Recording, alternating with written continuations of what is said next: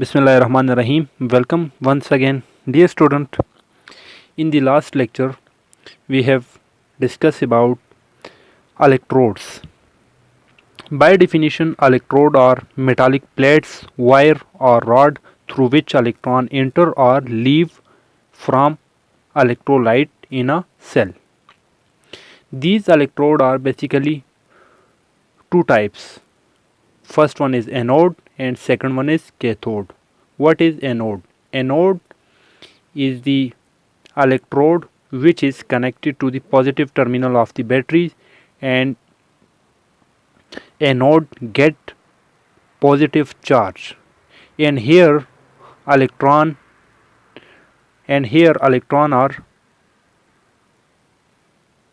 leave from electrolyte in a cell. Second electrode is called cathode.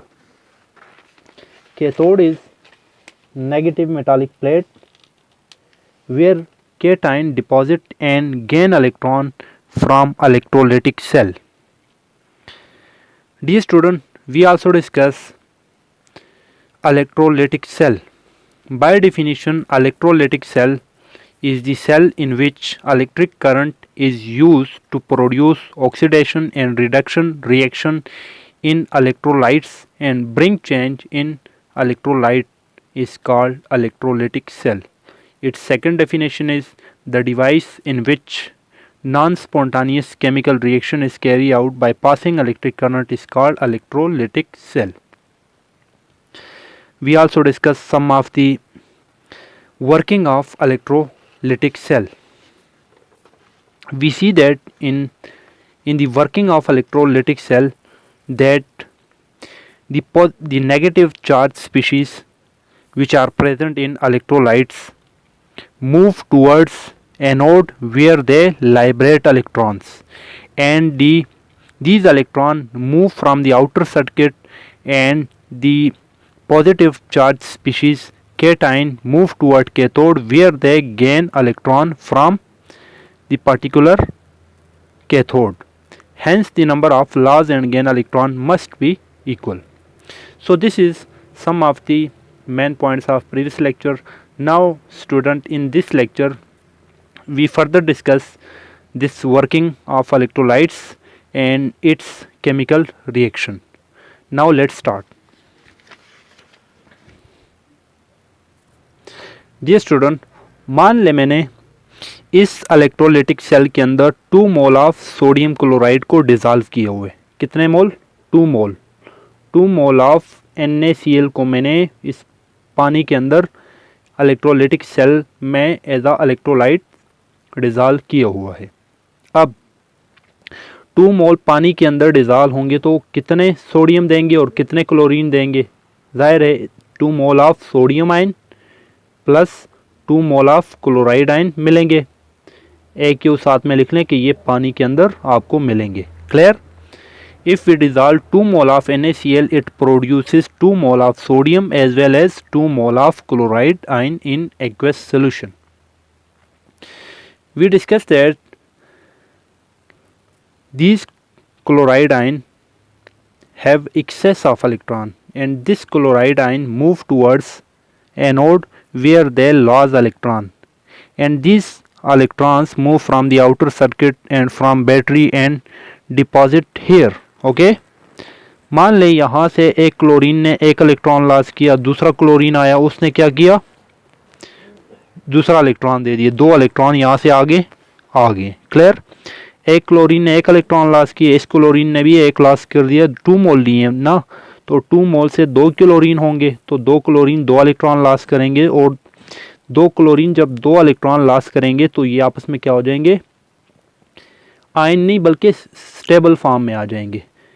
मतलब इस form में आ जाएंगे. क्लोरीन, दूसरा भी क्लोरीन पानी के अंदर. अब ये क्लोरीन आपस में कोवलेंट बॉन्ड बना लेंगे और क्लोरीन गैस फॉर्म में यहाँ से Cl2 की फॉर्म में क्या हो जाएगा? इस टैंक से निकल जाएगा. क्लियर? अब हमारे टैंक के अंदर सिर्फ सोडियम रह जाते हैं. सोडियम आपको पता है कि इस प्लेट के ऊपर मूव करेगा. एक सोडियम आयन एक इलेक्ट्रॉन गेन करेगा. ज़ाहिर है 2 मोल अगर लिए तो दूसरा भी मूव करेगा दूसरा सोडियम दूसरा इलेक्ट्रॉन गेन करेगा और न्यूट्रल होके पानी के अंदर 2 मोल ऑफ सोडियम इस तरह आ जाएंगे। अब चार्ज नहीं है, अब स्टेबल फॉर्म में पानी के अंदर आ जाएंगे। अब इसी वर्किंग को अगर हम थ्रू केमिकल रिएक्शन लिखना चाहें तो किस तरह लिखेंगे, उसके लिए इसकी केमिकल रिएक्शन देख लेते हैं।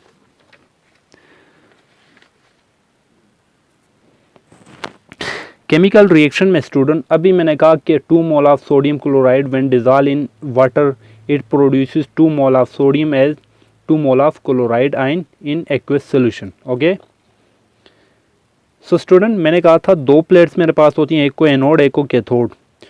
कौन से चार्ज आपके पास इलेक्ट्रॉन लॉस करते हैं, कौन से आयन इलेक्ट्रॉन लॉस कर रहे थे? इलेक्ट्रोलाइटिक सेल के अंदर मैंने देखा कि क्लोरीन इलेक्ट्रॉन लॉस कर रहे थे, क्योंकि इसके पास इलेक्ट्रॉन की डिफिशिएंसी नहीं बल्कि यहाँ पर इसके पास एक्सेस इलेक्ट्रॉन थे, ज़्यादा इलेक्ट्रॉन थे। इसके पास तो इलेक्ट्रॉन की डिफिशिएंसी ये गेन कर रहे हैं। ओके, तो क्लोराइड आयन जो थे वो नेगेटिव चार्ज है और नेगेटिव चार्ज हमेशा पॉजिटिव चार्ज प्लेट की तरफ मूव करती है। क्लियर? हमने इलेक्ट्रोलाइटिक सेल में देखा कि नेगेटिव चार्ज स्पीशीज़ एनोड की तरफ मूव करती है, जहाँ ये अपने इलेक्ट्रॉन एनोड को देती है और एनोड से इलेक्ट्रॉन आउटर सर्किट से पास होकर हमारे पास सोडियम वहाँ से गेन कर रहा था। ये अभी हमने डायग्राम की मदद से समझ लिया। तो 2 मोल क्लोराइड आयन जो होंगे 2 इलेक्ट्रॉन लॉस करेंगे, वो 2 इलेक्ट्रॉन ये हो जाएंगे और मैंने कहा था कि क्लोरीन गैस की फॉर्म में निकल जाएगा, तो ये गैस की फॉर्म में उस टैंक से इस तरह निकल जाएगा। This is first reaction. And anode के ऊपर आपको क्या दिखाई दे रहा है? लॉस ऑफ इलेक्ट्रॉन हो रहे हैं and loss of electron is called oxidation. So it's mean that anode के ऊपर मेरा क्या हो रहा है? एनोड के ऊपर हो रहा है ऑक्सीडेशन। अब सिमिलरली ये 2 इलेक्ट्रॉन्स जो सोडियम था at the same time 2 mole of sodium हमारे पास कैथोड की तरफ मूव किए और कैथोड से उन्होंने 2 इलेक्ट्रॉन गेन किए। ये 2 इलेक्ट्रॉन आ गए, 2 इलेक्ट्रॉन सोडियम ने कैथोड से क्या किए? 2 इलेक्ट्रॉन गेन करके हमारे पास सोडियम स्टेबल फॉर्म में आ गया। अब पानी के अंदर हमारा सिर्फ और सिर्फ सोडियम है, जबकि हमारा क्लोरीन गैस की फॉर्म में यहाँ से निकल चुका है। क्लियर? उसके बाद स्टूडेंट ये तो मेरे पास एक रिएक्शन आ गई, ये दूसरी आ गई। अब कहते हैं कि इसका नेट रिएक्शन, पेपर में अक्सर बोल जाता है कि इसकी नेट रिएक्शन लिखें या ओवरऑल इसकी रिएक्शन लिखें। तो ओवरऑल रिएक्शन लिखने के लिए सबसे पहले आपने क्या करना है, आपकी बुक में डायरेक्ट ओवरऑल रिएक्शन लिख के बताएगी। ये मैं आपको तरीका बता देता हूँ कि ओवरऑल रिएक्शन किसी भी पार्टिकुलर सेल का आप किस तरह लिख सकते हैं, तो ईजिली आप सबका फिर लिख सकेंगे। आपने क्या करना है, पहली रिएक्शन को उठा के इसी तरह लिखना है। पहली रिएक्शन कौन सी थी? ये वाली, इसको सेम इसी तरह उठा के लिख लिया। दूसरे को उठा के लिख लें, दूसरे को यहाँ से उठा लिया, लाइन लगा दी। अब क्या करना है, हमेशा रिएक्शन के इस साइड को नेगेटिव और इस साइड को पॉजिटिव कंसिडर किया जाता है। इस साइड को नेगेटिव और इसको पॉजिटिव। अगर ये स्पीशीज 2Cl इधर हैं तो ये पॉजिटिव इसको कंसिडर करते हैं और इस साइड इसको अगर 2Cl होते हैं तो ये आपस में कैंसिल हो जाते हैं। क्लियर? जैसा कि यहाँ पे 2 इलेक्ट्रॉन इधर हैं और 2 इलेक्ट्रॉन इधर हैं, तो इस साइड वाले नेगेटिव और इस साइड वाले पॉजिटिव आपस में क्या हो जाएंगे? कैंसिल हो जाएंगे। इलेक्ट्रॉन ही कैंसिल हो रहे हैं, बाकी ऐसी कोई स्पीशीज़ नहीं है जो इस साइड है और इधर भी है और कैंसिल हो जाए। क्लियर? सिर्फ इलेक्ट्रॉन ही कैंसिल हो रहे हैं। इलेक्ट्रॉन यहाँ से कैंसिल, तो जो कुछ रहता है उसको आपने लिखना है। रिएक्टेंट 2Cl, पहले इसको लिखना है 2Na या 2Cl, कोई भी इशू नहीं, जो जिसको आप पहले लिखते हैं 2Na 2Cl will give us 2NaCl2। This is your net या overall reaction. Okay, so dear student, ये हमारे पास केमिकल रिएक्शन आ जाती हैं इलेक्ट्रोलाइटिक सेल की। उसके बाद हम नेक्स्ट टॉपिक डिस्कस करने वाले हैं जिसका बहुत ही इंपॉर्टेंस है, सिमिलर कंसेप्ट के बेस पर है इलेक्ट्रोलाइटिक सेल। अगर आपको क्लियर है तो ये वाला टॉपिक आपको समझने में कोई भी मुश्किल नहीं है। तो चलिए स्टार्ट करते हैं। टॉपिक का नाम है student method of recovering metal from its ore. Method of recovering metal from its ore, किसी भी मेटल का उसके ओर से रिकवर करना, मतलब किसी भी ओर से उस मेटल को निकालना, एक्सट्रैक्ट करवाना, रिकवर करना, साफ़ करना, एक ही बात है। क्लियर? अब सबसे पहले आपको पता होना चाहिए ओर होते क्या हैं। और की अगर हम बात करते हैं तो natural rock which contain one or more valuable minerals or metal is called ओर।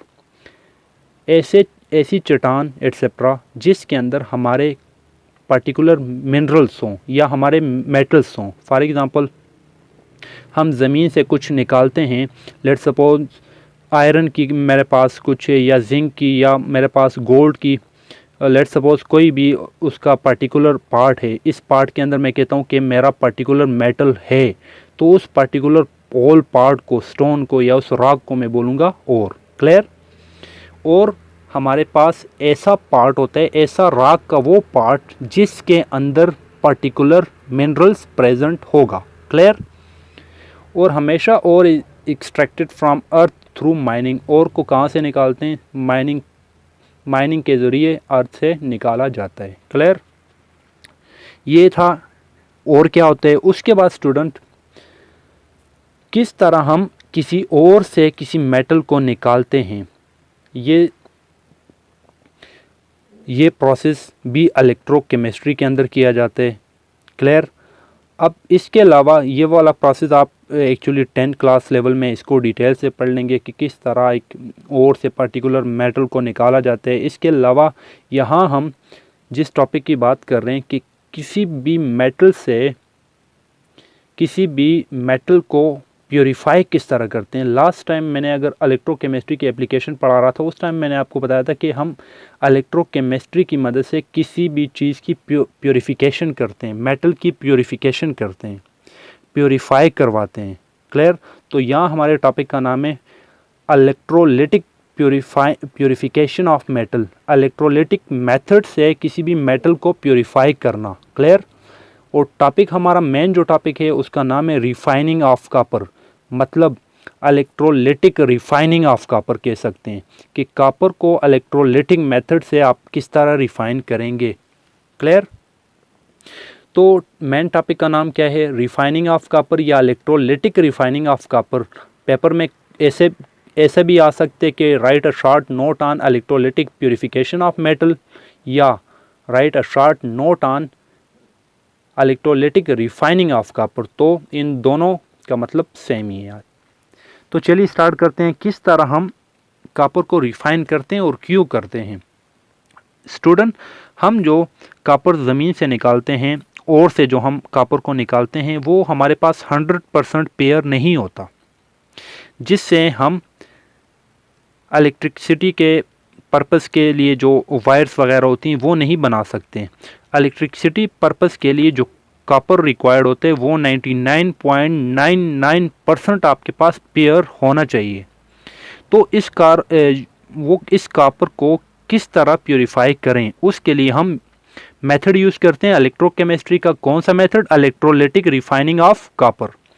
तो इलेक्ट्रोलिटिक रिफाइनिंग ऑफ कॉपर में क्या क्या स्टेप होते हैं उसको देख लेते हैं। Copper is purified by electro refining, या you can say that copper is purified by electrolytic process. Okay, how electrolytic process is done? Point number third, large block of blister copper which act as anode is suspended in copper sulfate and sulfuric acid solution. Student, blister copper उस copper को बोलते हैं जो impure copper हो आपके पास, जिसको आपने purify करना है। ऐसा कार्बन जिसके अंदर बहुत सारी इम्प्योरिटीज़ हैं, जिसके अंदर बहुत सारा और कुछ भी है, जिसको आपने प्योरीफाई करना है उसको बोलते हैं ब्लिस्टर कॉपर। अब ब्लिस्टर कॉपर को क्या करते हैं? इलेक्ट्रोलिटिक टैंक के अंदर डालते हैं, मतलब इसका एक रॉड बना लेते हैं। ब्लिस्टर कॉपर का आपने क्या करना है? एक रॉड बना लेना है, और उसका रॉड बनाएंगे उसको एनोड के साथ कनेक्ट करेंगे, मतलब बैटरी के पॉजिटिव टर्मिनल के साथ कनेक्ट करेंगे, और उस एनोड को आप इलेक्ट्रोलिटिक टैंक के अंदर आप यूज़ करेंगे कॉपर सल्फेट और सल्फ्यूरिक एसिड का सोल्यूशन। मतलब कॉपर सल्फेट और सल्फ्यूरिक एसिड को पानी के अंदर थोड़ा डालोगे, उसका सोल्यूशन बनाओगे, उसका सोल्यूशन बना दिया, और उसके अंदर ब्लिस्टर कॉपर का एक आपने रॉड बना लिया, मतलब इम्प्योर कॉपर का एक रॉड बना लिया। जिस clear. Fourth point, in a thin sheet of pure copper which act as a cathode. आपके पास पेयर कॉपर थोड़ा बहुत भी होगा, जो पेयर कॉपर आपके पास 100% जो पेयर कॉपर होगा ऑलरेडी, उसकी एक पतली सी प्लेट बनानी है जिसको आपने बैटरी के नेगेटिव टर्मिनल से कनेक्ट करने हैं और इसको भी आपने कॉपर सल्फेट और सल्फ्यूरिक एसिड के सोल्यूशन के अंदर डिप करने हैं। Clear. Point number 5, the operation is perform at 50 degree centigrade end voltage of about 0.3 volt. आपने इस इलेक्ट्रोलाइटिक टैंक को 50 डिग्री सेंटीग्रेड पर परफॉर्म करने और तकरीबन बैटरी में तकरीबन 0.3 वाट का करंट आप प्रोवाइड करेंगे।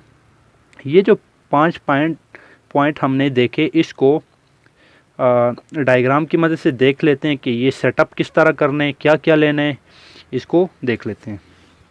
मैंने जो बातें बताई उसको या डायग्राम से समझ लेते हैं। पहले मैंने बताया था कि इलेक्ट्रोलाइटिक टैंक लेंगे। इलेक्ट्रोलाइटिक टैंक के अंदर मैंने कहा था कॉपर सल्फेट और सल्फ्यूरिक एसिड का सोल्यूशन लेंगे। ये ब्लू जो डॉट आपको दिखाई दे रहे हैं इस बर्तन के अंदर, इस टैंक के अंदर कॉपर सल्फेट और सल्फ्यूरिक एसिड का सोल्यूशन बनाया हुआ है। कॉपर सल्फेट और सल्फ्यूरिक एसिड को पानी के अंदर डाला हुआ है जो इलेक्ट्रोलाइट का काम कर रहा है। क्लियर। उसके बाद मैंने कहा था कि ब्लिस्टर कॉपर का आप क्या कर लें, इम्पेयर कॉपर, जिसको मैंने ब्लिस्टर कॉपर का नाम दिया। ब्लिस्टर कॉपर का आप क्या कर लें, एक रॉड सा बना ले। देखें ये मेरे पास इम्पेयर कॉपर है, इसका मैंने क्या बना लिया, एक रॉड सा बना लिया और इस रॉड को मैंने कहा एनोड बनाओगे। एनोड बनाने के लिए आपको इसकी बैटरी के पॉजिटिव टर्मिनल के साथ कनेक्ट करना पड़ेगा। क्लियर। उसके बाद कहा कि आपके पास ऑलरेडी प्योर कॉपर जो होगा, जो 100% प्योर कॉपर होगा, उसका आपने एक प्योर फॉर्म ऑफ कॉपर का एक शीट बनानी है या एक स्मॉल सी प्लेट लोगे और इस प्लेट को आप क्या करोगे, बैटरी के नेगेटिव टर्मिनल से कनेक्ट करोगे और 0.3 वाट बिजली आप बैटरी से करंट प्रोवाइड करोगे। जब आप ऐसा सेटअप करोगे, जब आप इसको बैटरी के साथ कनेक्ट करोगे तो एक्चुअली होगा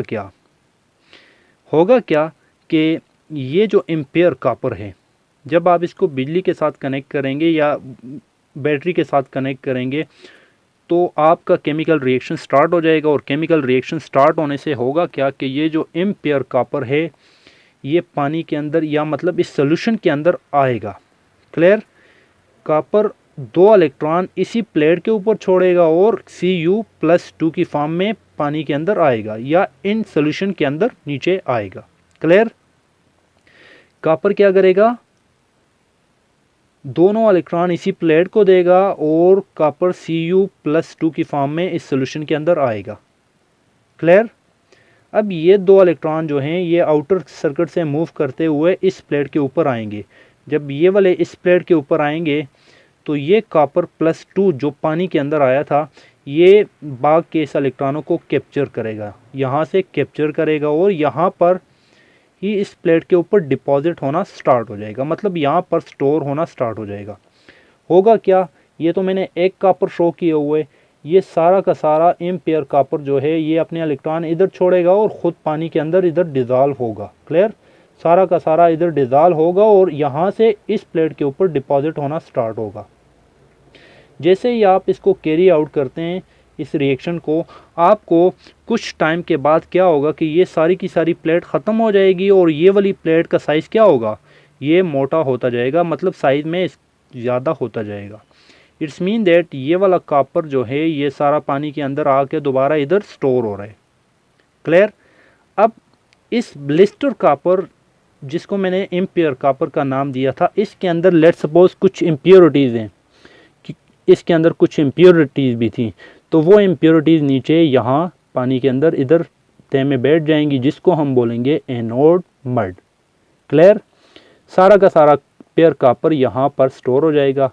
इस तरह हम क्या कर सकते हैं, इलेक्ट्रोलाइटिक टैंक की मदद से किसी भी चीज़ की प्योरीफिकेशन करते हैं, किसी भी चीज़ को प्योरीफाई करते हैं।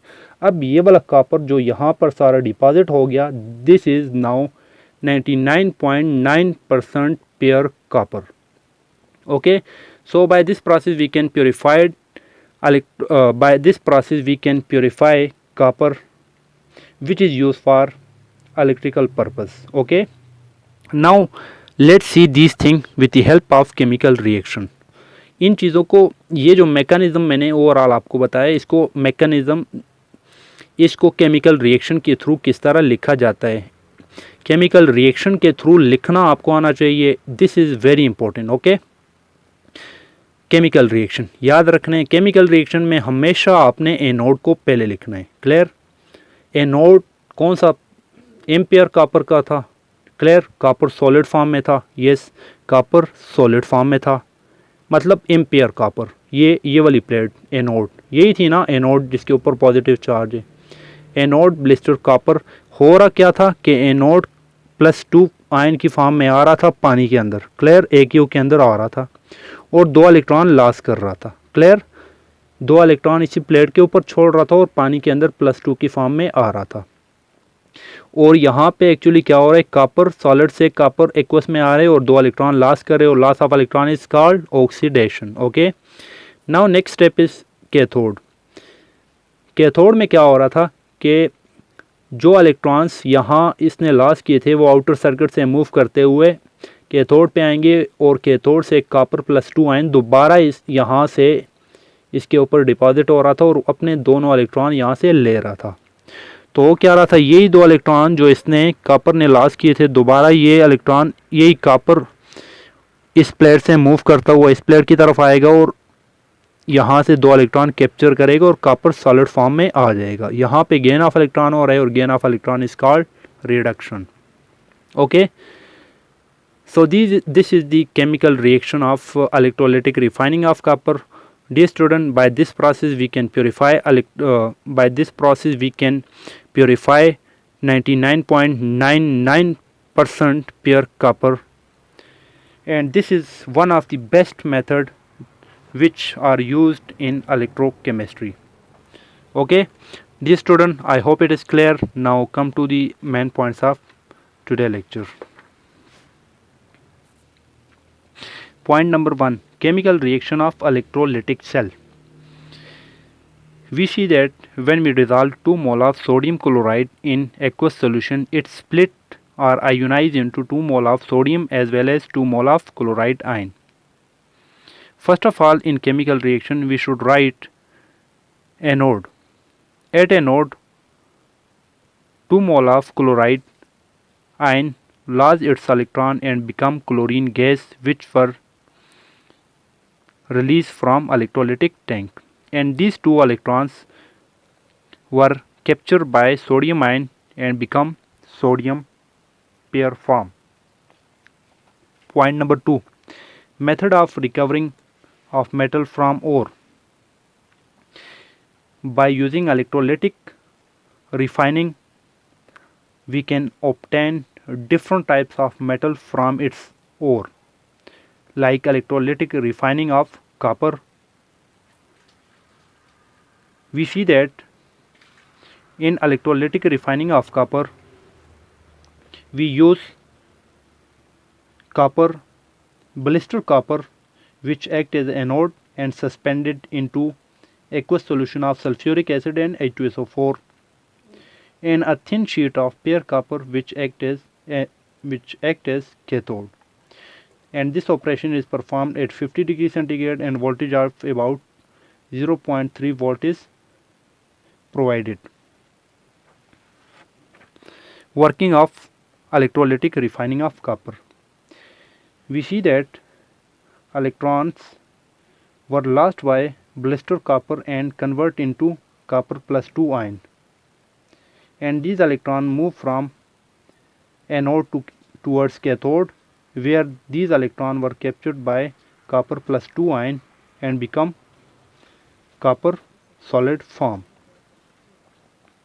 At anode oxidation take place, while at cathode reduction take place, and due to this process we can obtain 99% pure copper, which is one of the best method of electrochemistry.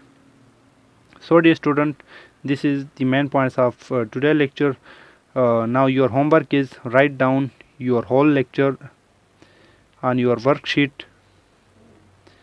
और student आपने most of the student ये करते हैं कि lecture के अलावा कुछ और होमवर्क लिख लेते हैं, तो आपने ऐसा नहीं करना। जो लेक्चर होता है उसी को आपने एज अ होमवर्क लिखना है। थैंक्स, अल्लाह हाफिज़।